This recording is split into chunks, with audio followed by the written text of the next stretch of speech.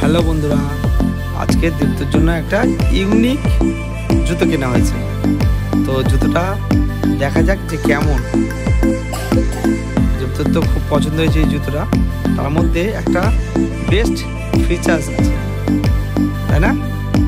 দেখা যাক, খোলো খোলো খোলো জুতোটা কেমন দেখি। তোমরা সবাই দেখে বলবে জুতোটা কেমন হয়েছে।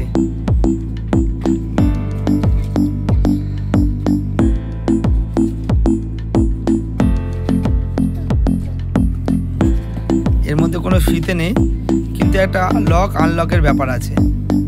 না দ্রুত জুতোটা পরে নাও। ওটা তোলা আছে, হ্যাঁ পড়ো পড়ো পড়ো পড়ো, পরে নিয়েছো। এবার বন্ধুরা এটা এবার লক করতে হবে, করে এবার ঘোরালেই টাইট হবে।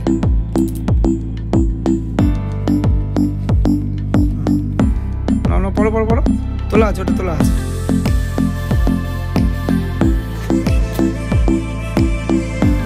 এটাকে লক করতে হবে, চাপলে লক হয়ে যাবে, ঘোরালেই জুতোটা টাইট হবে।